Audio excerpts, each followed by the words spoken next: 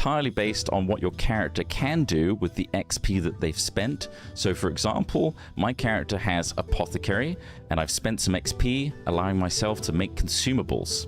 Now when we choose a base item, you'll immediately see that we have calls, skill proficiencies, and roleplay effects that we can add to this consumable. And at the bottom here, that's very important, you'll notice that the consumable is of the water sphere, which is important to note when we start picking an ability. So let's pick one. Now I know I spent XP allowing my character to do heal wounds on a consumable, and you'll notice that this one is also water-based because it's colored blue up here, and down here it also says it costs 3 water. So let's add this and see what happens. Okay, straight away you'll notice that the effect is added underneath our consumable, and it's connected with this nice purple line. Now this is the reagent cost to bind these two together, and it costs us 1 spirit. Let's see what happens when we add a call that isn't water. Now I've added Crush underneath here, and you'll notice that between Heal Wounds and Crush, this line is now dashed, which suggests they're unaligned, and the spirit cost, or our reagent cost, is going to cost 1 extra. We've got some useful buttons here on our effects. We can move these up and down as we see appropriate. We can also click and drag and move our effects around and see what happens. For example, if we were to move Crush to the top, now between our base item and our first effect, these are also unaligned, so this is costing us 2 spirit instead of 1. And we can see at the bottom here what our entire cost will be. So for example, right now we've got 4 flickers for earth, 3 for water, and 5 for spirit. Let's see if we can make this a little cheaper by clicking the optimize button. So the optimize button will put effects of the same alignment together to make it as cheap as possible. So now our spirit cost has gone down. Okay, say we don't want Crush, we can just close that off. And also if we know we're going to add more items, we can collapse this down to make it a bit easier to read. So let's add something else, maybe a skill proficiency. Now for my consumable, I would like someone to gain a +1 in focus. So thankfully, once again, this is a water-based skill, so let's add that. And then this one also has a nice solid line between the two. But I don't just want to add 1 focus, I want to add multiple. So we have this button over here that will duplicate the effect. Okay, so we have 3 extra focus as well as heal wounds on this consumable. You'll notice that the reagent cost in between, as we add more and more effects, goes up by 1 each time. And if these were unaligned, they cost even more. So that's something to bear in mind. Alright, say we don't want to make a consumable and we would like to enchant something. So let's click here. It's going to give us a warning to make sure that we want to clear this off before we start again. Let's click OK. And let's choose something else. I would like to enchant a one-handed weapon. Now this is of type air.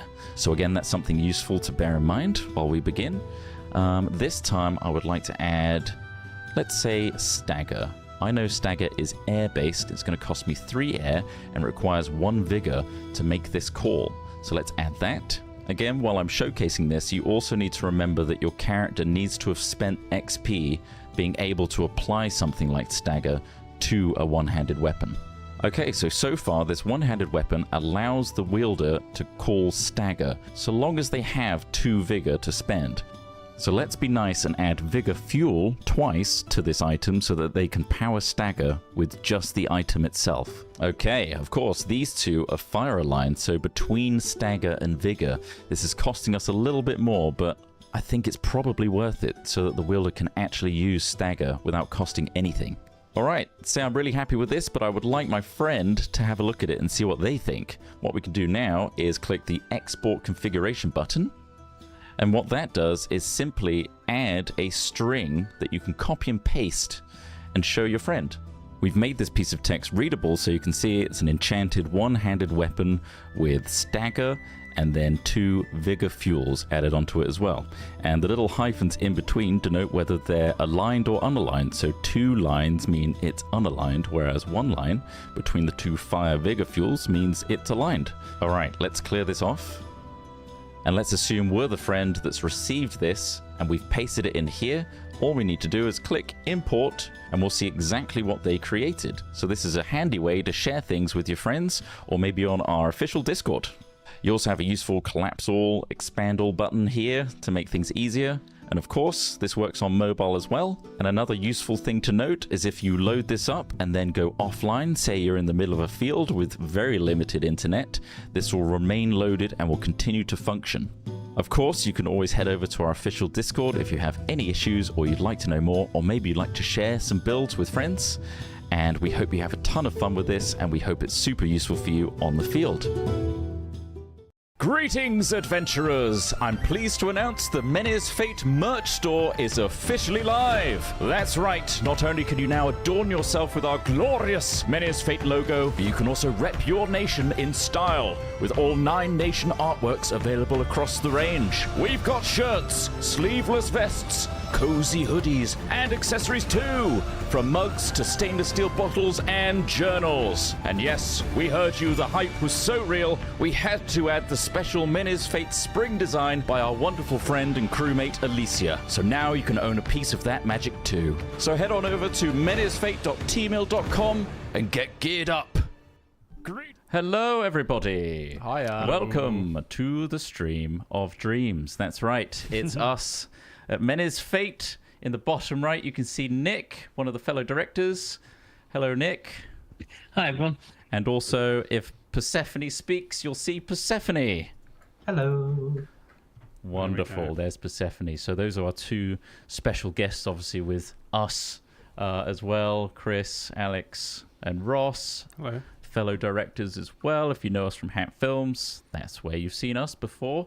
However, us and Nick are directors of Menhirs Fate, and we're here to answer some questions that you guys have been giving us on our Discord. If you don't know what our Discord is, I highly recommend that's the place that you join up, because a lot of our announcements and things go directly there. It's probably the best place to get answers to your questions despite these streams, so definitely check that out. But yeah, today we're going to just have an informal chat about Menhirs Fate in general, and we've got a bunch of questions already flooding in from the Discord, so I'll leave that to Alex to pick the ones out of that are probably the most upvoted, I imagine, and we can answer your questions. But before we do, maybe it's worthwhile us all saying kind of what we do at Menhirs Fate, so if you have specific questions, let us know. I'm coming back, don't worry. Ross has disappeared for a second. I froze. You can see I was frozen for some time. There we go. I thought you were just very, very still. So I was very still. But yeah, basically, I am one of the directors that kind of sorts out all the random website stuff, data stuff. I do some of the marketing, social media, as you probably heard in those opening videos. And I've also been enlisted IC into the Bankers Guild, so I will literally be handling your in-game currency and coin as well. So that's kind of what I do. I'm also customer service in general, so you'll probably have me respond to your account character-based questions in emails and whatnot. So that's my sort of role. I'm kind of a bit of a polyfiller of a director, I'd say. Alex?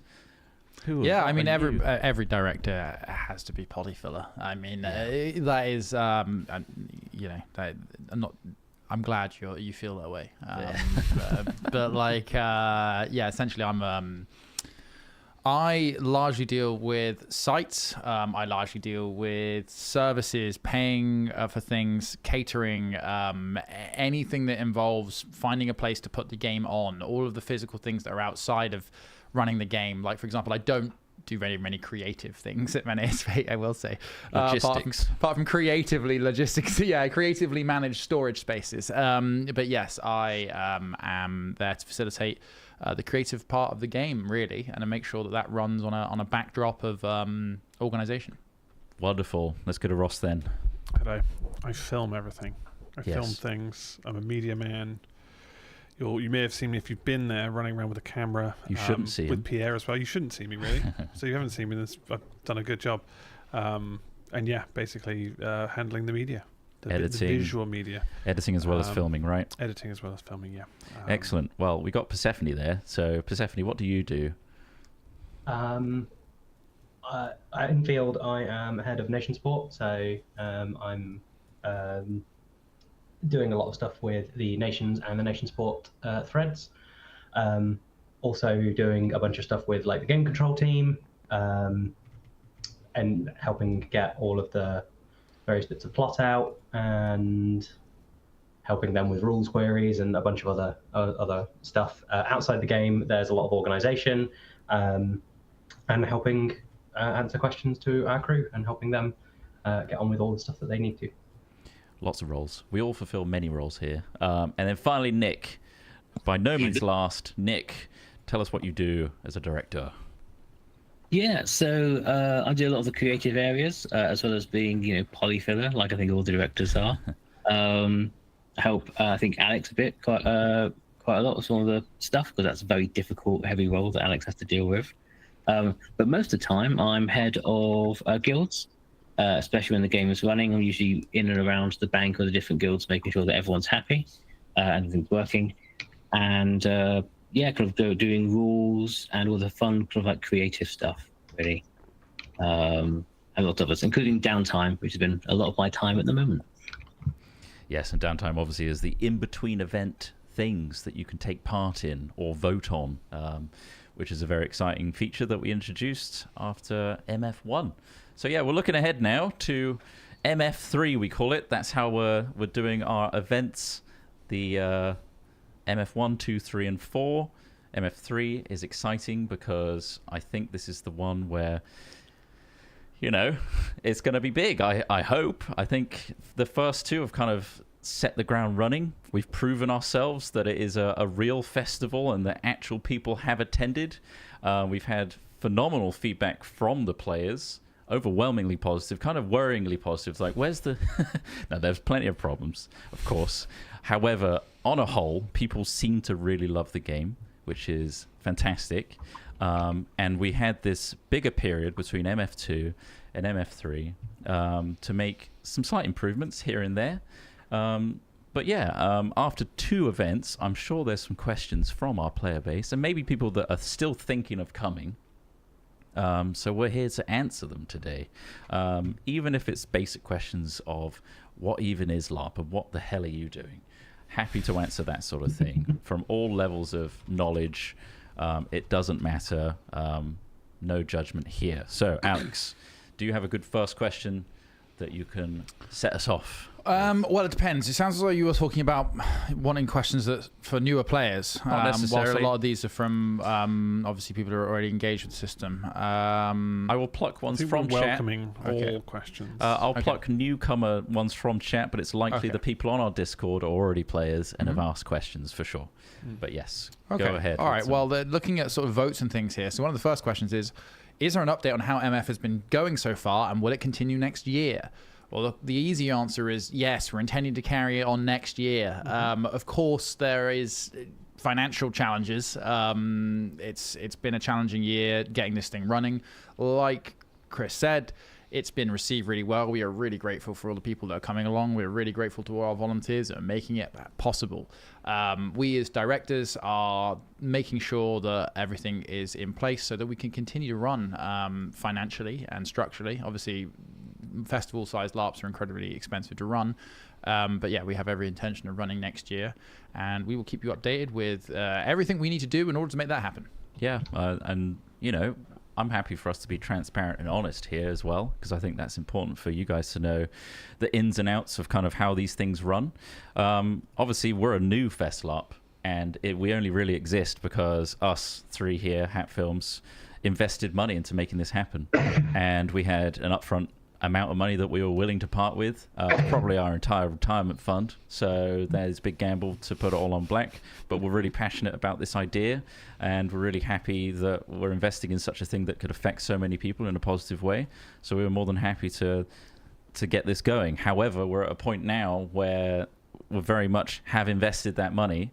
That money is in there now, and we're not a long-running LARP that's been going for decades and slowly growing. We kind of came in big, came in hot, with a level of player base that we were hoping to hit in order to break even. So everything really kind of hinges on MF3 doing well. And that's the fundamental of it, and hence why we're kind of pushing for trying to make things more accessible for you guys. So, for example, introducing referral codes and discounts to make it a little bit easier on the wallet, so to speak, for you to join, and also get your friends involved if they're new players, give you something back for doing that. But yeah, ultimately, if there is the thought of like, Menhirs Fate sounds really good, sounds really cool, I'll turn up to MF4. I'd highly recommend, if it's possible at all, to come to MF3 so that it allows MF4 to happen. Ultimately, we're living event by event at this point, and I think that's fair to say, right? I mean, yeah, everything, all creative endeavors require support from people. So yeah, if you can support it, we very much appreciate it. Cool. Yeah, and just make everyone aware that myself and Alex are going through finding amazing venues that we could possibly change to, because we love the site they're on at the moment, but we're looking at new and exciting venues near the same area to make sure we can carry on running next year. So we are looking for all 4 events next year. Absolutely. So let's make it happen. Get your early bird ticket now. So I think that answers that question. What's next? Okay. There's another one here is slightly different. How much do people, by people I mean game makers, read backstories that we write on our characters at character creation? Does it have any effect on the plot at all, or do you contact people if what they've written is inappropriate? How in depth should we go on there? And by inappropriate, I imagine you mean like not relevant to the game world. Nick, do you want to answer this to start with? Yeah, so we're going through a lot of changes at the moment with Chris, who's kind of and our amazing tech wizard Dan. They're both our tech wizards, to kind of incorporate more and more technology into the game, which includes grabbing all that information and throwing it out so our plot writers can see that. At the moment, we haven't got that. At the moment, it's more there to kind of help the individual with their character's narrative and kind of know who they are within the game. But the idea is that we are going to be looking at those, and then we are going to be using it to disperse into our plot writers so they can potentially incorporate that into plot. But it's never going to be guaranteed that it will be used, because we have hundreds of players, and even though I think we did something like 200 encounters last event or something mad like that, like it's not guaranteed that something from your background will be used in an encounter. And it's something we just can't guarantee because it's, yeah, for sure. Yeah.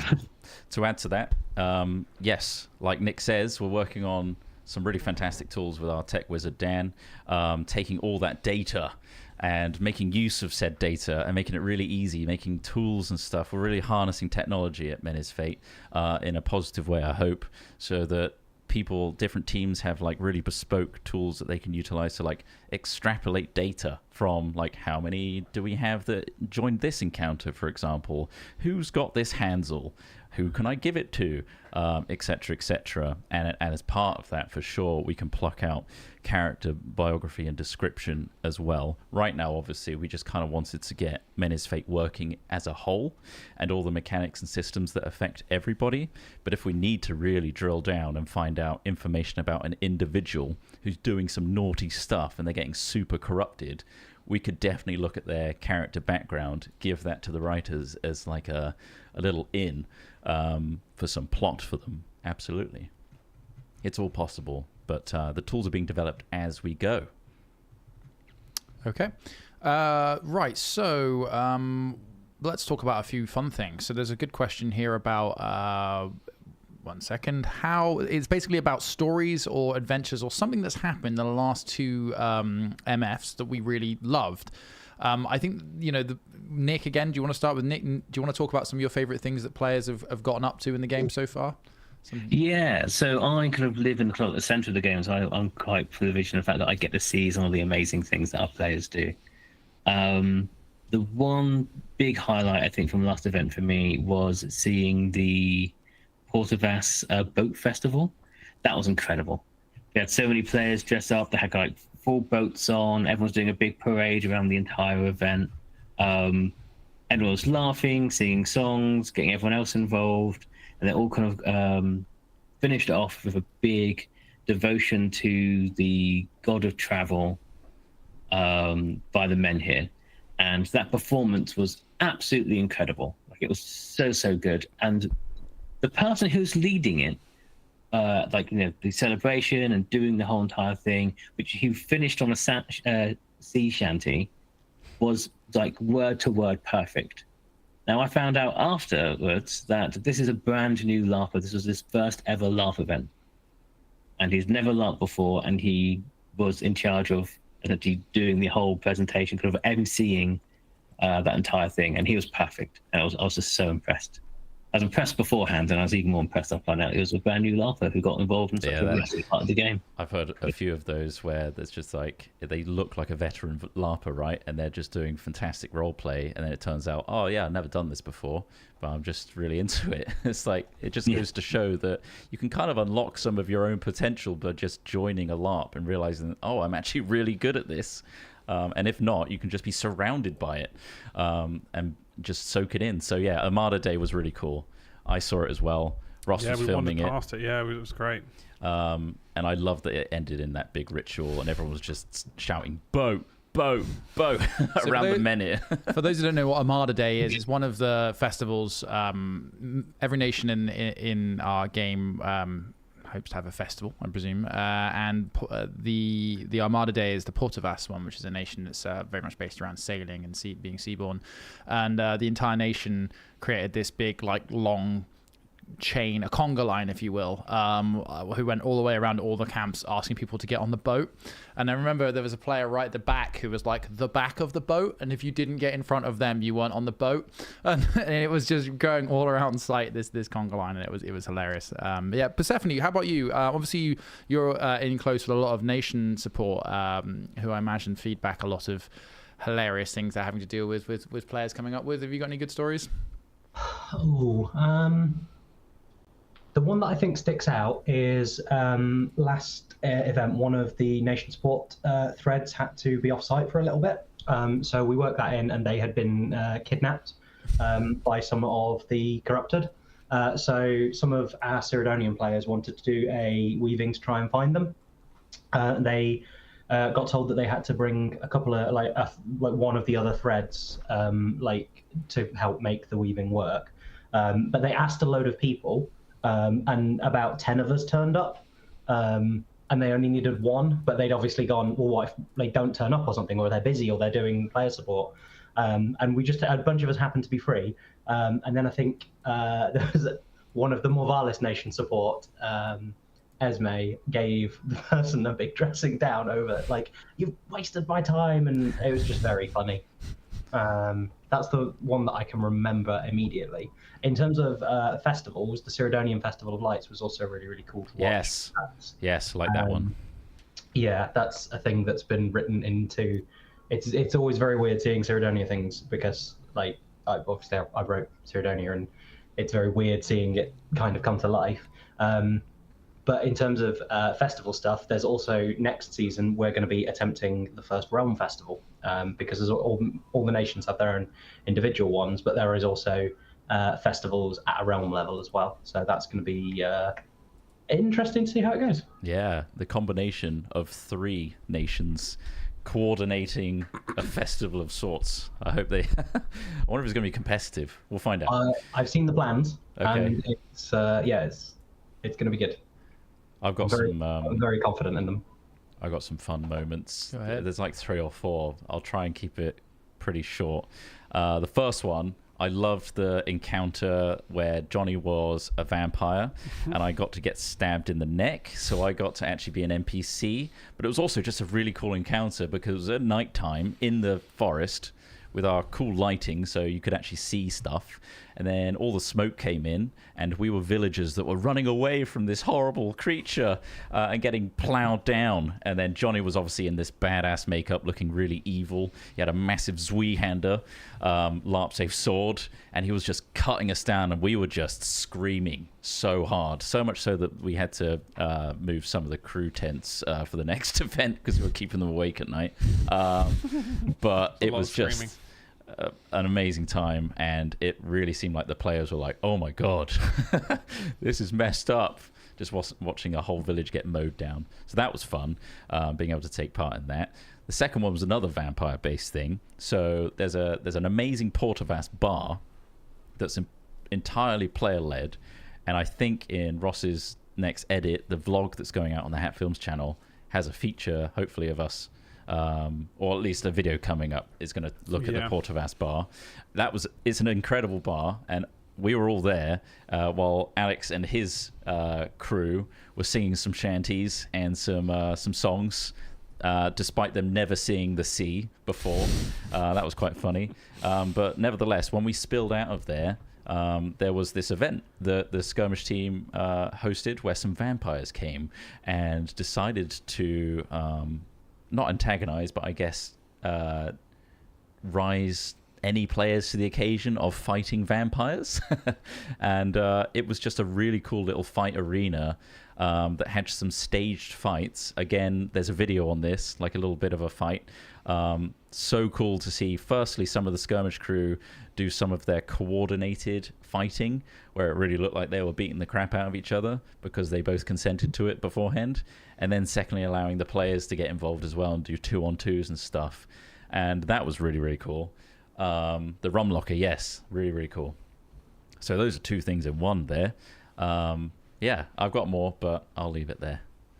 Ross, you probably saw some cool stuff. No, I did, yeah. Well, those were highlights. I mean, that battle at night was amazing. Yeah, the atmosphere was incredible, and like just because obviously we were here, we could hear it from the bar, and we were just like, oh, what's going on there? And we were gambling at the bar and having fun. And there's stuff over the pottery area, they create like the crafters guild. Yeah. Just some creative, very interesting role play going on over there, as well as Henry and his pottery. Very interesting stuff.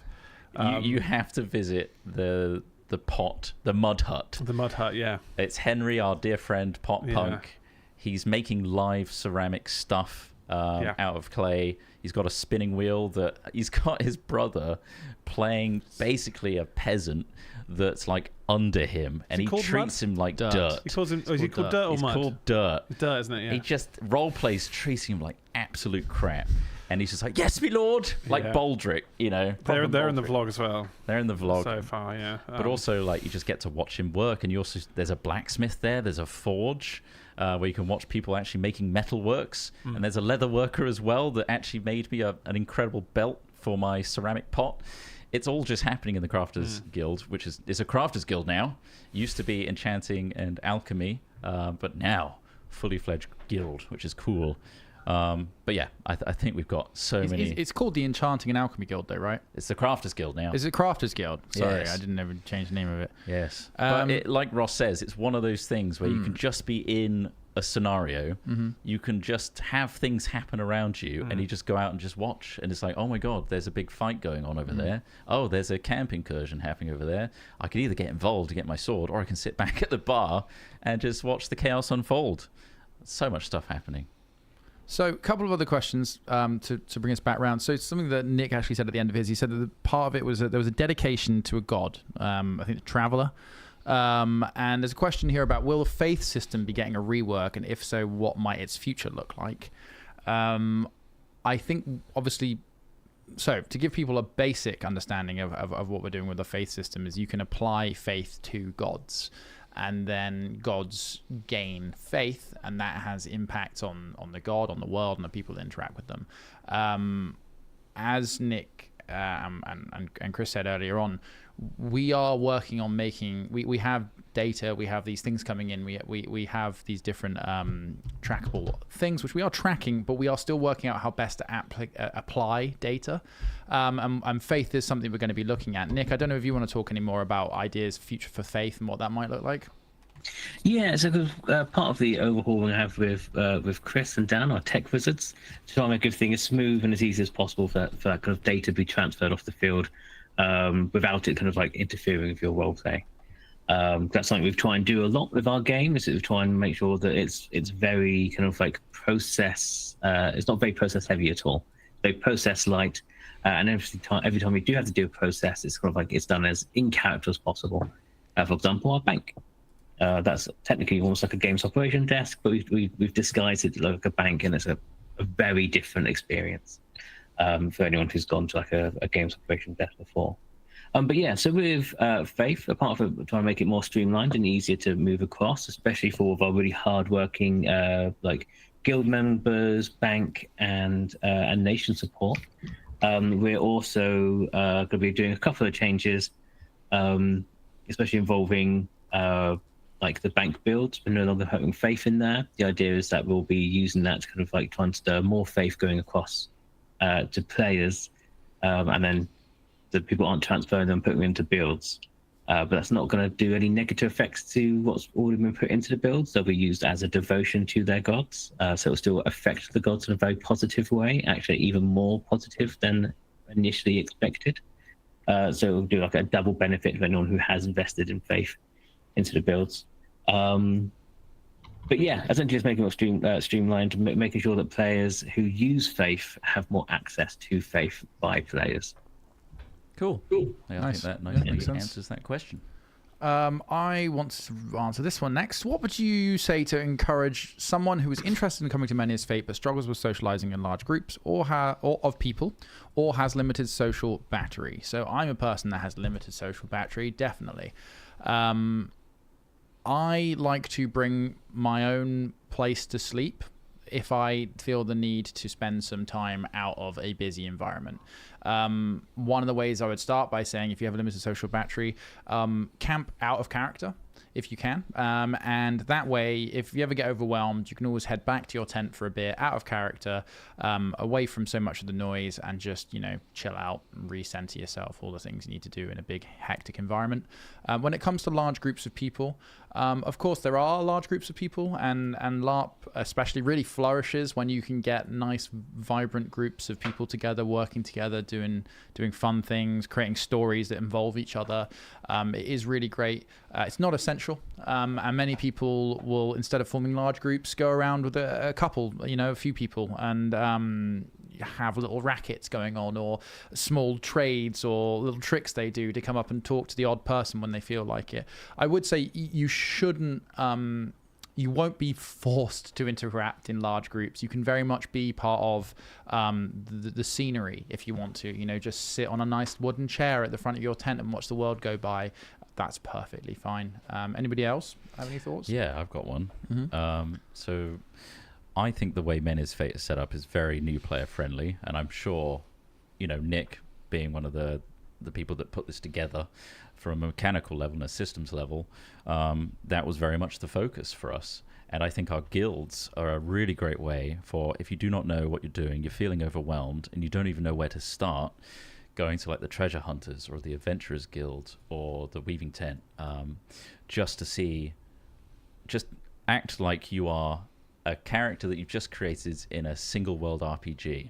You'd go to the notice board, you'd find out what some basic quests are that you could take part in. Look for something that's easy and something that, you can tackle. If you just need to go find a thing and you don't need to interact with many people to do so, maybe that would be a great starting point. Or just interacting with someone in that tent. You know that they are there as a volunteer, they're an NPC, and they're there to guide you. So hopefully that alleviates a little bit of the stress, thinking like, is this another player and how do I interact with another player? The NPCs have been briefed and are really good at getting people stuck into the game. The other thing I think that helps with mental health and social anxiety and that sort of thing is to utilize being a character as a mask. Essentially, that's what I do if I'm feeling anxious, is to embody a role. And I'm not myself anymore. I'm playing a character, and that character is confident. That character wants to go and meet people and see things. If you're capable of doing that, I think that's a really good tool to harness, just to remind yourself in your head that I am this role now. I'm no longer me, and everyone else is okay with me being this character because that's the one I've embodied. That's the costume I'm wearing now. And I guarantee you, we have such a high volunteer to player ratio. You're going to come across someone that is just there to give you game and to make fun for you. So that's my 2 cents on it. Cool. Anyone else? I think it's pretty good. Anyone else? Yeah, our guild teams are incredible. They really want to kind of find out what you're interested in and find the particular areas for you to then kind of like focus in on. So for some people, that's going on a great big adventure and saving a giant troll like Ugg to get his home back. And for some people, it's to sit down and go through ciphers and to crack codes. There's areas of game for absolutely everyone, and we put a lot of work into making sure that we have lots of different varieties of plots and encounters for people to go on, especially for those that are non-combative. And we constantly get a load of love, especially for those types of roles. Like I think someone put into the chat earlier, the goose chase. All you have to do is be around and see and witness that, and that is like so much fun. Just and it's witness the goose. Yeah. But apart from that, other people that really want to make sure that you're having a great time are there to look after you and to kind of give you the best time and environment are the people in your own camp, and it's your nation support. Yes. Like, they are absolutely amazing. Like every single one of them, they're there to support you, make sure you have a great time. And I'm sure Persephone can talk more about that if she'd like to. Yep. So yeah, one of the ways that we originally were looking at building our teams up was creating nation support, which has now become threads, and the guild support team, which are the guild masters. And the reason that we went with support for those two roles was because we wanted them to be seated. We wanted people who were keen on supporting players who may struggle. We were hoping for quite a lot of new LARPers for Menhirs Fate. So encouraging and pushing that as a support role was one of the ways that we tried to make sure that our crew would be doing that from the very start. I think also with helping to manage being more anxious and struggling to engage with the game, the amount of plot that we send out into the game is ridiculous. I've seen the schedules. I've helped with like reviewing stuff on that for MF2. There is a lot going on, so don't feel like you need to get engaged in everything. There will be something that you can engage with. If you need to take time out because it is currently like too much for you or something, there will be more plot later. There's plenty going on. You don't necessarily. I mean, you might be upset if you miss something, but there will be plenty of other things. And nation support can help with that sort of stuff. If it's wanting to get access to plot that will make life easier, they might be able to like hint that some plot later on has less people on it, or it's designed for less people. We don't want to give away exactly what any plot is before you get there, because part of the enjoyment is experiencing it like that. But they are there to support, and they will be able to kind of help navigate you to stuff that you will hopefully enjoy. And that's the reason we've got them in there, to make it so that there are people who can help develop that over time. They can form a relationship with people in the field to make sure that people are enjoying the plot that they're going on. And at the very least, a very friendly face to look to if you need it, in where hopefully your home base will be as part of your nation. So if you don't know, Menhirs Fate runs on 9 different nations. So when you create a character, you can pick one of the 9 nations. And the way our layout is set up at the moment is it's kind of like a spokes on a wheel. So each segment of a pie chart is a nation in a big circle, and in the center is all our guilds, where the Bank and Adventurers Guild, etc., are all there. So, and at the closest point of that spoke is usually where you can find your nation support. So when you go find Morvalis, for example, you've chosen a Morvalis character, you can very easily find the people, the threads that are associated, that are there as volunteers on the game side of things to feed you plot, to help you out, all the way from your character to you as a person. And they were recruited through quite a rigorous recruitment interview process, which Persephone was very much a part of. We really wanted to get the right people for these jobs, and I think we have full trust in them delivering to you guys, essentially, and being the best people there. There's like a month I don't remember from doing interviews solidly for it. That was a real time. Yeah. All right, let's go to the next question, shall we? Yeah, I'm just going to answer a few quick ones. There's quite a few here that can be quickly answered. So, do MF events 1 to 4 map the seasons? No, they don't. As in, are they winter, summer, spring? I don't believe they are. There's not a specifically strong need for us to do that. So I don't believe we have plans on doing that. Mm-hmm. Correct me if I'm wrong, anybody here. Because it crops up a lot, could you elaborate on what is required for in-character camping beyond just having sensible general camping gear? So in-character camping gear, the guiding principle is, does it look like it could belong in a fantasy world? We are being slightly looser with our rules than some other festival LARPs that tend to say your tent has to be, for example, canvas, cotton canvas. We are being slightly looser. Obviously, we're always trying and maintain everyone's immersion to a degree, but we also want people to be able to put up lots of fun and interesting structures that they also have. That's the best guidance I can give you right now. And if it's a huge issue, if you put something up and we're like, that looks absolutely horrible, one of us may come and have a very quiet word and ask perhaps if we can move it into the OC camping area. But we'll, of course, try and help you with that, and we won't be a dick about it. Right. We'll try and give you more of an icy camping guide. There is a video called What You Need to LARP, which has me on the thumbnail, which does briefly compare a more icy looking camp to an out of character tent. I'm not 100% sure on the release schedule for it, but I believe someone is currently working on some camping guidelines. Right. Yeah, for our wiki. And highly recommend you check out the wiki in general anyway on menhirsfate.com. Plenty of information there to get deep dived into. So yeah. Another question here, just asking struggling to find the lore of the world and various nations. Have you considered doing videos on the lore? Yes, there is. So if you wouldn't mind showing me where it is, I'm sure it exists. It's on our wiki. So on menhirsfate.com, there is a wiki, which is sort of like an embedded encyclopedia, and there's a lot more information there about nations.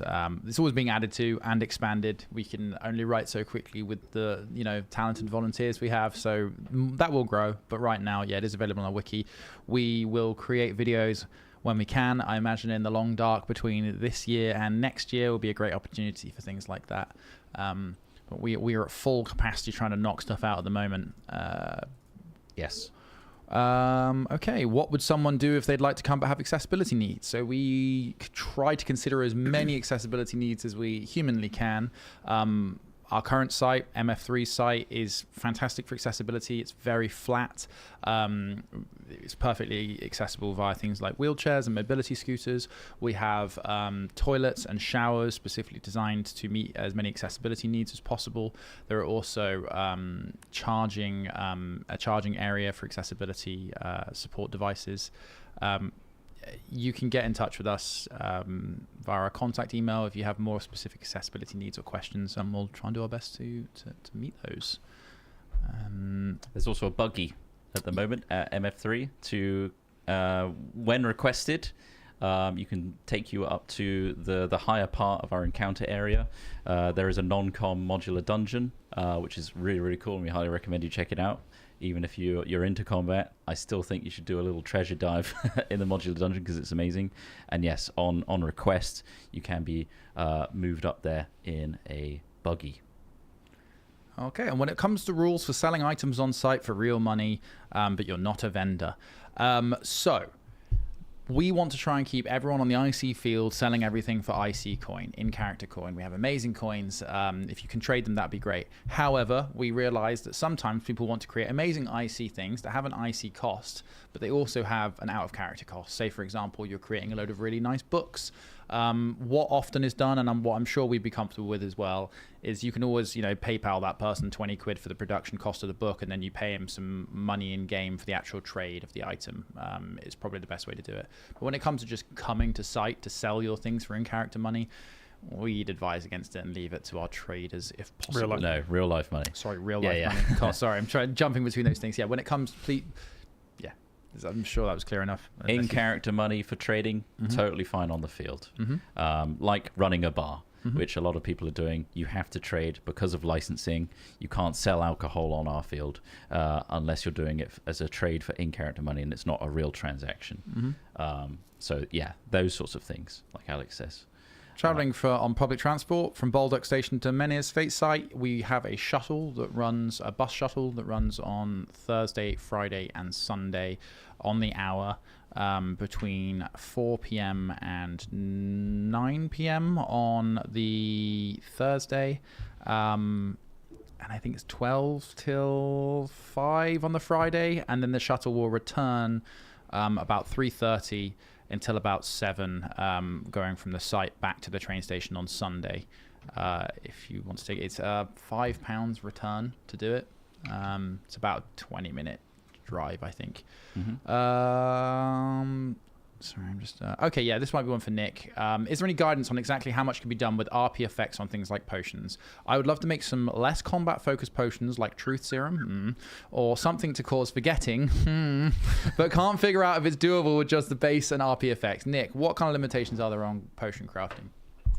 So potion crafting is really open, especially with roleplay effects. However, things like memory loss, love, and I don't know what the other one you just said that was a really important one. Well, there's a Truth Serum one. Truth Serum. So Truth Serum, like with our NPCs, we have a system where people have to tell the truth using one of our in-game systems. This stops a lot of kind of like negative roleplay or bleed happening. For example, no one can ever be accused, well, people can be accused of a crime, but if they're questioned, they have to tell the truth. So if they go, you're being questioned about the murder of James, they go, okay, did you kill James? After spheres of questioning and things like that. And questioning, not just questioning, and no physical harm done to that person, role played or otherwise. They have to answer the truth. Which one they go, no, they go, okay, cool. Now that person will not be accidentally trialed and killed for murdering someone they didn't murder, because you have to tell the truth. So truth serums aren't a thing that always in the game, because there's already a mechanic for that. But yeah, so the best thing to do if you're not too sure is we have to make sure that everything is as safe as possible, because as soon as we put a stick on it, it means it's active and it goes out into the game. And even though you have the best interests or the best intentions for that piece of roleplay, in the wrong hands, it could go a bit sideways. So you have to be really careful about what we allowed, especially with roleplay. So that's why there's that system in place where we have our amazing people, and that guild, newly formed guild, being our enchanters, the apothecary guild. They look over it and make sure that that's perfectly safe and it's all good to go through. As if you think it's something that could go against our kind of like terms and conditions, such as a love potion or something that makes you forget for a period of time, or stops you from being able to talk, or anything around those sorts of lines, or called mind control, that sort of stuff, that's not going to pass. But if you're not too sure, we're never going to judge you. Chat to that guild and they'll find out what's going to go through. But because it's so open, there's so many different varieties and options, it's very hard to then classify what isn't allowed and what is. So it's best to just talk to that guild, have a nice discussion with them, and they'll help you through that. So that's what they're there to do, and they really enjoy doing it, and they make it really fun. Yeah, cool. Okay, yeah, ultimately, as Nick says, it's about talking to the Crafters Guild and finding out what's possible, because they are there to facilitate your fun. So yeah, this is a question about crew. What's it like to crew a LARP? What's your least favorite crew role? Well, as the guy that does the bins and the toilets, I can start. It's fine. It's actually totally fine doing bins and toilets, to be perfectly honest with you. It's quite fun. Crewing a LARP is, I think, very rewarding. It's quite enjoyable. It's hard work, but not too hard. Like, the weather and conditions can make things hard if you're really hungry or really thirsty sometimes. Yeah, it is sometimes a challenge, but we do have crew catering and snacks and drinks and things like that prepared for you if you're crewing for us. I think by and large people really enjoy crewing. It's like being part of a film crew, working on an active film set. What's really good about it, and a particular sort of reward loop crewing a LARP, is you do your work, you see the result, you get the reward. I think that many of us are working jobs where that reward mechanic is quite nebulous and quite spread out, and you never really see the fruits of your labors. You just do your thing. But with something like crewing a LARP, you do get that, and it's incredibly satisfying to see your work play out into a practical thing on the field. Anybody else thoughts on crewing a LARP? Yeah, there's a camaraderie to it, right? Like, it's nice to turn up and see your mates and learn things about the game. Crewing's a really good way to learn how to LARP in the first place. If you're interested in doing it, and seeing how it kind of works in the back end is a good way to know the rules and learn the rules. Obviously, there's certain restrictions on which teams you could apply for from the get-go if you have no knowledge whatsoever, but that doesn't mean you could apply for something that is a little more rules light, and like anything from crewing and skirmish, that sort of thing.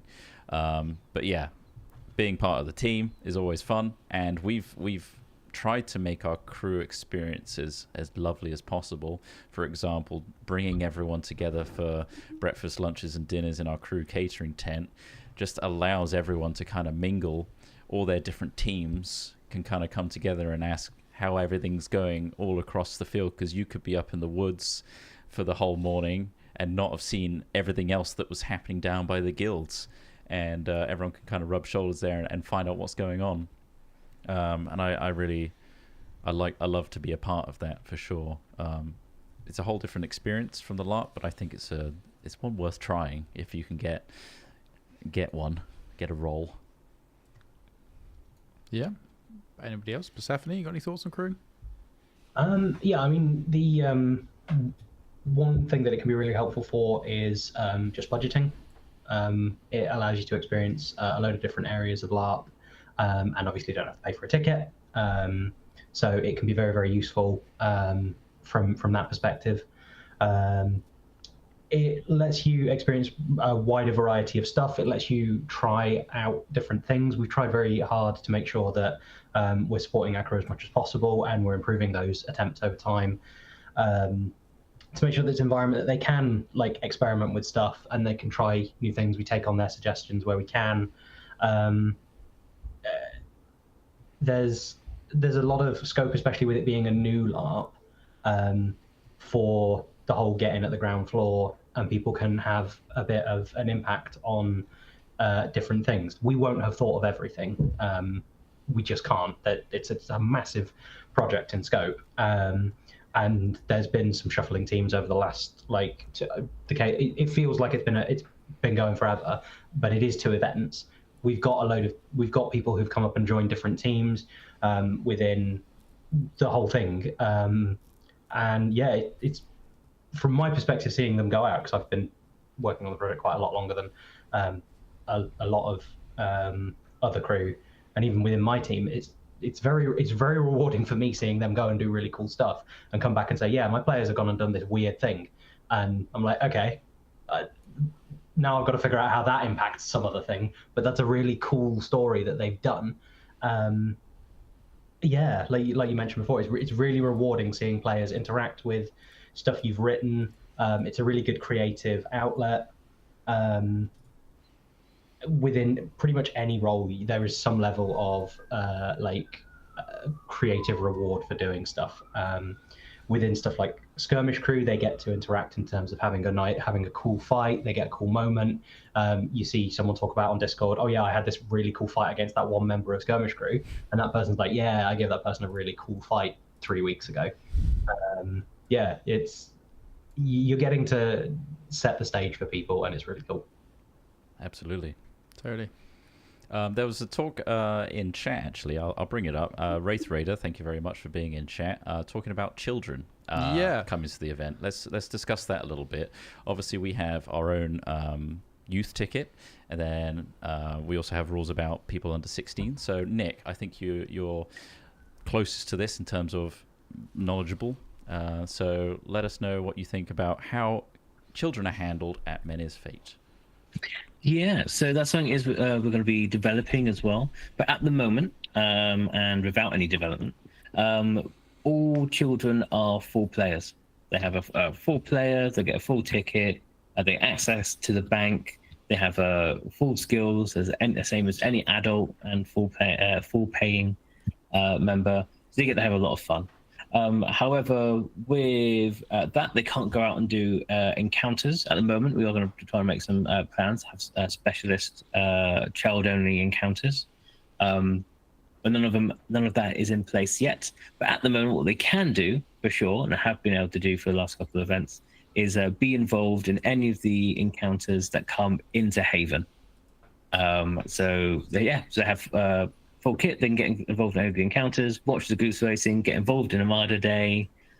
There's so much going on in Haven, either fighting-wise, not fighting-wise, a variety of roles that you can do.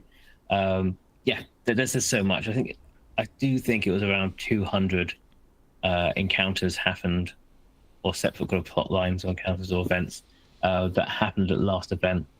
which is a mad amount. Like, it's incredibly impressive based on like game control and our skirmish team working so hard to be able to do that.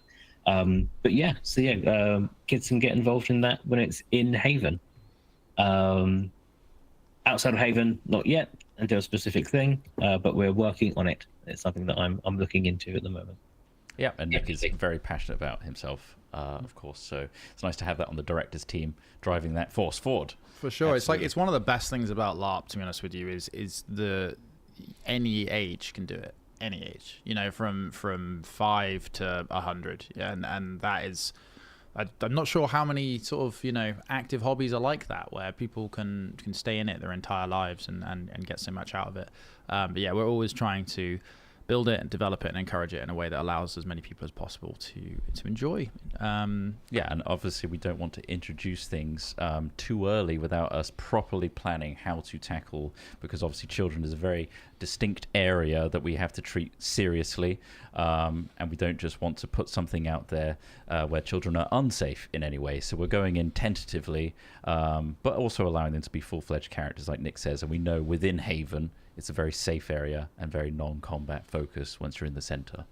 So what is one thing you'd love to see more of from players? This was actually a very highly voted question. So for me, collaboration in order to win is so like a lot of the games I play outside of MF, there's a lot of political PvP, and that's fun. And that's fine. And you have lots of people that are in these huge fantasy worlds and they have their own agendas, their own ideas. You can very much still have that in MF. However, I would love to see how far our player base can succeed and collaborate and become great together, because we have this storyline where, you know, you've been pushed back by the corruption. All of your nations, all these great nations with their great identities and great abilities, have all been pushed back by this great powerful corruption. And for me, in my mind, the best way to succeed and not be wiped out is to collaborate and come together. And that makes things like PvP, you know, political PvP, a little bit more divisive in my mind. And as a character within that world, I'd be like, wow, this person's not with us. That's a real problem, because this is the end of the world. So I always love it when I see people, and that has happened. People have engaged so hard with so much of what the game offers to succeed, you know, building things, praising gods, all this sort of stuff. And I'm really excited to see more of that and see the fruits of their labors. Yeah, I completely agree with you. And I think Menhirs Fate, we're kind of like nudging in that direction, right? Of collaboration, people banding together, that like the world is dead out there and you need to go back and reclaim it from the bad stuff. And the only way to do that is to be more powerful than them. And the only way to do that is to band together. So yeah, not to say that you have to go with that. Like Alex says, you could be the outlier, but that might also invite some trouble to you by being that outlier. But yeah, it's a very friendly, wholesome setting that I think we've set up, despite the badness that's going on. Haven is called Haven for a reason. It's a sanctuary. It's a place where you can start and forge anew, and forge friendships and forge alliances and fight back the evil in tropey fashion. And we love our tropes. Yeah, it's a beautiful and amazing world, and it's dying. And it's these terrible people, based on these 4 corrupted enemies that are messing it up. And it's down to the entirety of the player base coming together and fighting them back. However, the world is so open that players can get involved in all sorts of different stuff and play with this amazing, beautiful world. And we're finding there's a lack of a focus of saving it, because everyone's going, these are all these toys and things I can play with in this massive sandbox. So what we've been doing at the moment is we're now focusing on myself, on some of the stuff that I'm working on at the moment, is focusing on the military downtime system. So even that military downtime system that's happening at the moment, that's where everyone can get involved in that. I've just taken the orders from people that have control of the military units and moved them around. And then from there, everyone can then go into those battle zones as their players in the downtime when that's open and get involved. But that's then going to be changed after this downtime to be a live thing that happens in the game. So that's going to be happening, I think, on a Saturday. it may be changed, so don't hold me to it. That there'll be kind of like a military council or war meeting for people to get involved. I'm making a brand new Wonder character who's a member of Gloomguard. They'll be coming in to help kind of orchestrate and get people involved in doing weavings that are kind of like military and enchantments and curses on the enemy and loads of fun stuff like that. But we're kind of doing that and kind of getting the players involved and with all these new and exciting challenges to overcome. Awesome. Sounds great. Lovely. Ross and Persephone, have you got any thoughts about what you'd like to see from players? I'll start with Ross and I'll go to Persephone. What would you like to see as from I've players? been filming it, Yeah. talking about people teaming up and working together in the battles, it would be good if you all actually charge together, because you get so many people who like stragglers who just get absolutely knocked down because they want to do it. They want to do it, but they just do it on their own. You want to get like groups. I mean, you did have some people who were kind of like teaming up in groups of 4 or so, and they were like really uniformed. It looked great, but like some of those battles, some guys are sacrificing themselves out there. You want to go work together and battle through. It's good. I see those guys because they come report their death to me. Yeah. Like, well, no one followed me into battle. But it'll look "Whoa." very cinematic as well. That's the other side of it. The other good thing. We've lost those we've people lost. on the Hang on, meeting. I don't know why we've lost that. We'll have to make a new meeting. I need to make a new meeting. I We'll think bring them back. It's timed out. Let me bring them back. I like to see more player death because then I get to process them in the Bankers Guild and make sure all our tech works. So there's that. So feel free to run out into the middle. If you see a huge troll, maybe just try and take them out on your own. That way I can I can report your death.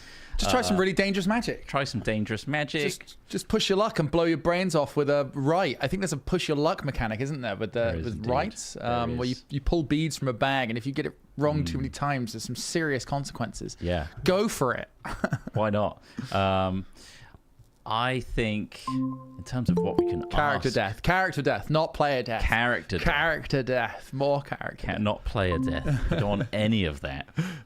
Please. I think we're back. There we go. Lovely. Thank you. need to full Sorting screen that it all. out. All right, Persephone, what was one thing you'd love to see more from players? It's hard to say because I don't really want to see anything like specific from the players. I'm just curious to see what they're going to do next. Like again, because of being with Nation Sport coming back and giving me all sorts of like reports and whatever. I don't have any like fixed ideas of like things I'd really like to see. I'm really curious to see what really weird story of something that I wasn't expecting is going to happen next. And they do come and tell me all of your stories.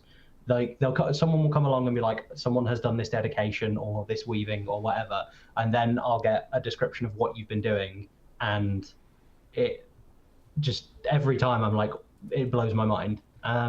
So yeah, just keep doing stuff that your nation support threads can see, so that they can come and tell me what it is, and then we can figure out how to respond to that particular set of wacky circumstances.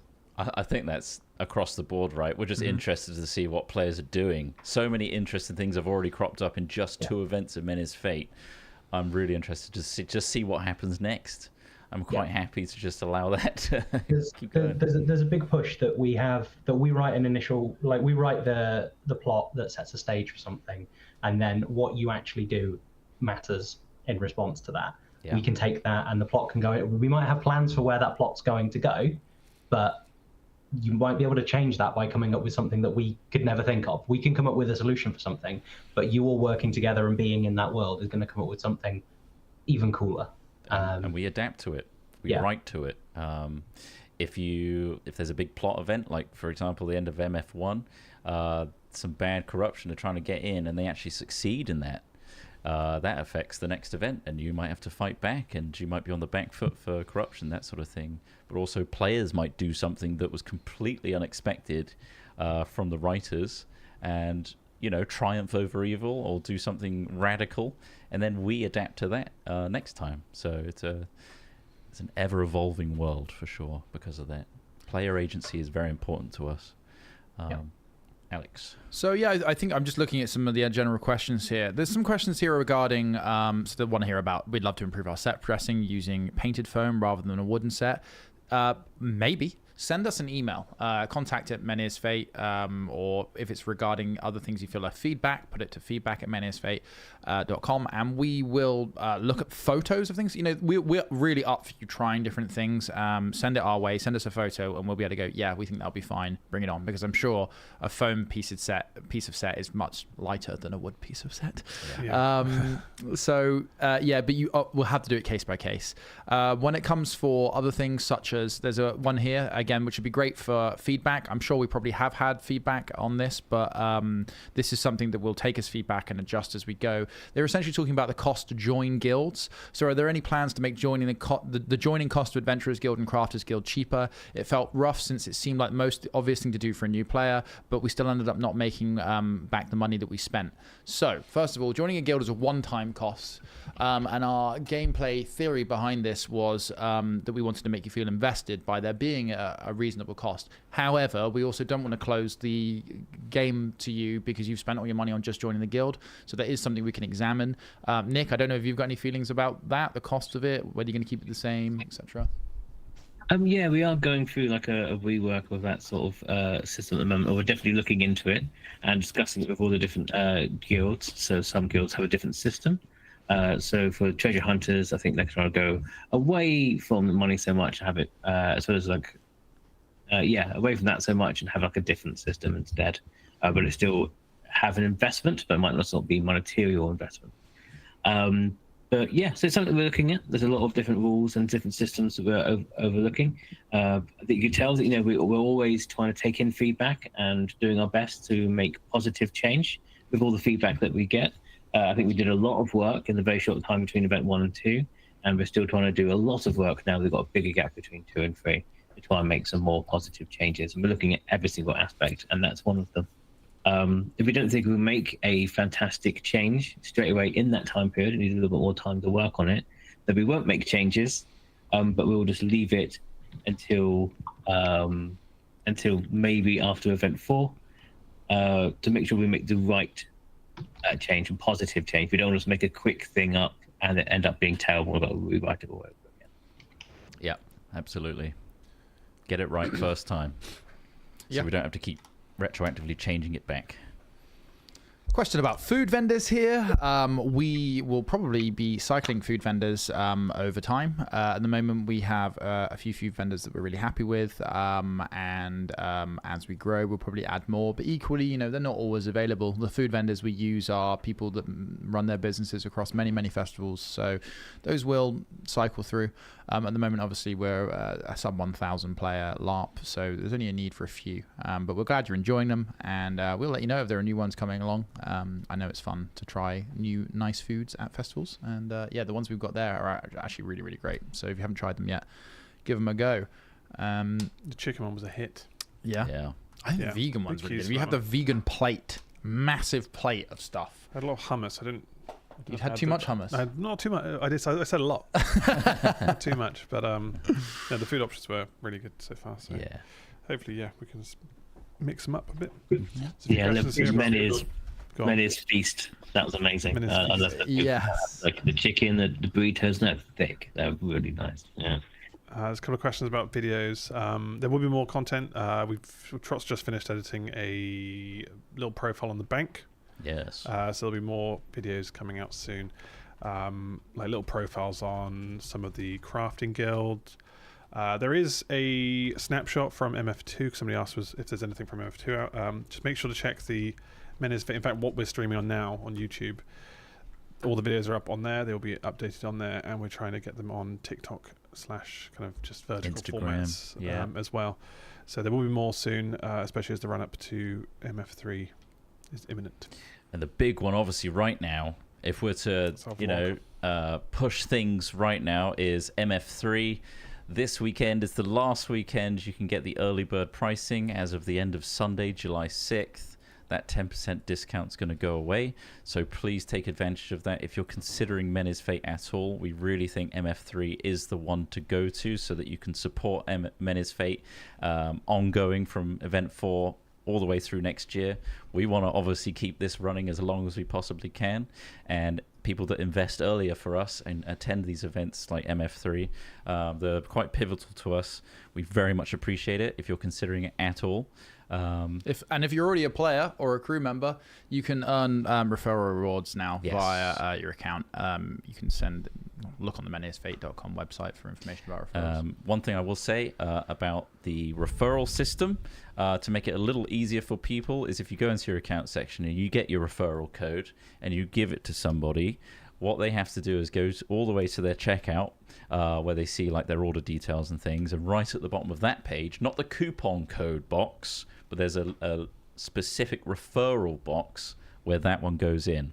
If you're wondering why it's not working, it's because it needs to go in that specific referral code box. But we're looking to improve the way the layout is presented to make that a little easier and less confusing. But yeah, make sure you get your credit because you've earned it, right? You brought new people on board. We're very thankful for you bringing new players on board, so you deserve some credit in return. So take advantage.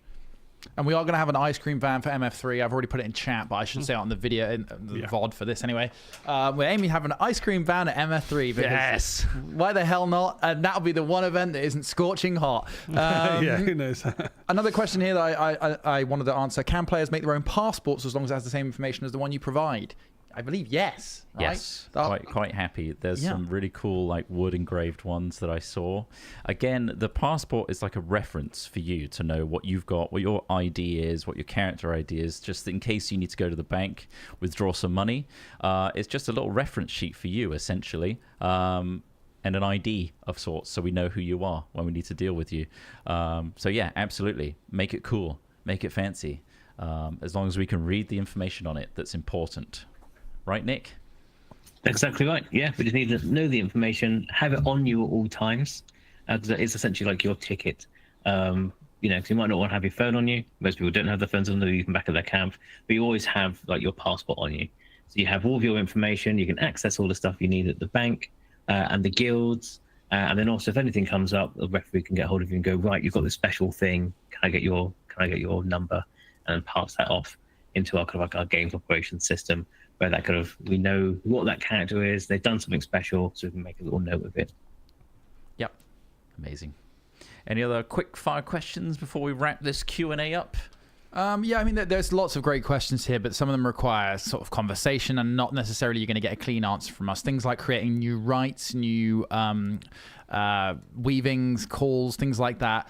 My advice would be to ask people in character, especially the weavers. I mean, the weavers are always going to be interested in your magical ideas, and they're such a good team as well. They all are. The weaving team is awesome. Yeah, it's just cool to be in that tent. Yeah, we have this incredible Gordon's put together this fantastic projection and asset. Like Gordon sits in our Menhirs tent running this amazing light and sound show for you. Shout out to Gordon because he has to hide behind the screen most of the day. So like the Armada ritual, for example, it will grow in specifically like water-based element projection, visual, sound. And as the intensity grows from you guys doing the rituals, so does the sound and visuals of the menhir. So it really feels like the menhir is reacting to you. It's a very cool experience, and we highly recommend you at least witness one. So yeah. And we have our Weaver Guardians in there. Again, they are our crew who are there to guide you, to aid you, to make the weavings even more epic. And yeah, if you have magical questions, they're a great person to ask. Or if you see Nick in character running around the guilds, chat to Nick too. Yes. Sounds like you're going to be a Wonder character this time. Or is that for that one specific moment you're going to be Wonder? A few specific moments, yeah, to be switching between the two characters that I've got. So yeah, I've got myself a bunch of Hessian, so I'll be looking like a very weird Gloomguard character. Cool. If you don't know who Gloomguard characters are, you're going to find out, and they're pretty mad looking. Yeah. Look forward to that. So yeah, MF3 is looking to be a very exciting time. Please come along. Please bring all your friends, family, dogs. Don't bring dogs unless they're guidance dogs. You can't bring dogs. The site's not for dogs. Yeah, we very much want MF3 to be obviously a huge success because we want it to continue, but also we want everyone to see Menhirs Fate, because I think we've really made something special here, and the feedback we're getting from players is like, yes, this is special. More people need to experience it. So if you don't mind being our ambassadors, if you've been to it before, get your code out there and get some credit and get a free ticket if you get 10 people. That way, you can come along for free and all your mates are there. So please do so.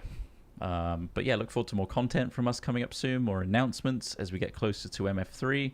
Plenty of stuff to come up soon. Like I said before, and like Ross said, there's going to be a Bankers Guild focus, like a spotlight video from the Bankers Guild themselves about what the Bankers Guild is all about. There'll be a vlog on our channel, on the Hat Films channel, rather, which will be a bit more of a behind the scenes, but also there's quite a bit of in-depth stuff of role playing. So that'd be quite interesting to see. I think if you want to see some of how we've got to where we've got. So yeah. So that'll be out soon. Look for that, and hopefully we'll see you all in August for MF3. Any final words from Nick and Persephone before we round things off? Yeah, you first, Persephone. Of course you did that. Yeah, no, I'm looking forward to MF3. It's gonna be even bigger and better. We've got loads of work to do for it, and having just come back off holiday, I am very keen to get on with all of that. Yeah, it's gonna be loads more new stuff, and we're just gonna push it to be even more than it already is. Fantastic. And Nick? Yeah, no, I think Menhirs Fate 3 is going to be mad. I know a lot of people's ideas that we're going to be putting forward for the next one. So I'm really looking forward to seeing how our new ideas, different systems, and how we're constantly improving. I think already we have an amazing game filled with incredibly hardworking people who are really passionate to make sure that everyone has the best experience possible. And we're constantly focused on trying to get it a better and smoother event every single time. And I already think it's incredibly smooth. It's already very much its own separate thing from anything else. And I can't wait to see how it continues to expand and how players react to it. One of the things I enjoyed the most about MF2 was everyone saying how much of a massive jump there was from MF1 to MF2. It felt like it's a game that's been running for years. Yeah, that was really lovely. 2-week turnaround. We made a lot of changes and improvements, I think. So look forward to MF3 again because of that. So thank you so much for tuning in today. We hope this was very useful to you. Feel free to share the video of this to anyone that's interested or has some of their questions answered here. And on the Discord. Get on our Discord. Discord's where you really want to be. I know some people don't really use it, but I highly recommend, if you're taking part in Menhirs Fate at the least, make an account for Menhirs Fate alone, because it really is worth it. There is Facebook and a Reddit as well, so yes, all those things are factored in. But yes, the Discord is a bit more bustling. Discord Everyone's in fact right now just saying how much they love the ice cream news. Hell yes. And also it's very easy to meet other people that you've created a character for that nation, for example, and speaking to your specific nation support there, asking questions that aren't answered here, for example. It's just a little bit more real-time reactive. So thank you very much for tuning in. Thank you, Persephone and Nick, for joining us today. And we hope to do more of these, of course, when we have the time. But, of course, we're working so hard on MF3 as well. Our time is limited, but we'll do our very, very best. And until then, we'll wait and see you at MF3. Patiently for MF3. See you at MF3. Thanks for watching, everybody. Goodbye, Thank you. everybody. Bye. Bye. Bye. Greetings, adventurers. It's me, Chris, and I'm going to show you our brand new item designer to help you with Apothecary. Greetings, adventurers. We've been working hard on a few new ways for you to save a bit of money with our discounts and referral scheme. First up, the early bird discount. If you'd like to get your plan sorted early, then we'll reward you with a 10% discount. For example, this August early bird pricing ends on July 6th. As a note, if you've already bought your ticket, brilliant. Don't worry, we don't want our keenest players to miss out, so we'll be adding £10 of in-game credit to your account as a thank you. There's also an extra perk, a prize draw. Anyone who buys a ticket that has prize draw on it automatically gets entered. For this prize draw, you could win an IC or OC rental tent put up and taken down for you for the whole weekend. One less thing to worry about packing. Next, we've got the multi-buy discount. So if you're coming with friends or family, or you just want to buy lots of the same ticket, this should make things a bit easier on the wallet. If you buy 2 or more tickets together in one go, you'll get 10% discount off of each of those tickets. For example, buy 2 tickets, both get 10% off. Buy 3, all 3 get 10% off. Just to be clear, the discount is per ticket in the bundle, not a cumulative discount on the total. Now, a quick note, you don't need to worry about finding the best discount because our system will apply the best single discount for you from either the early bird or multi-buy offers. These 2 discounts are mutually exclusive, which just means you use one at a time per ticket. But again, we'll make sure it's the best one that gives you the biggest savings. Okay, the next one, quite exciting, is our referral scheme. If you've enjoyed Menhirs Fate and you want to get new people involved and get a little thank you from us in return, this is the way to do it. First, you'll need to sign up for a referral code. You'll find this code in My Referrals in your account section on the website. Once you've signed up to the campaign, you'll be greeted with a code or a URL that you can share with anyone. Next, pass that code onto any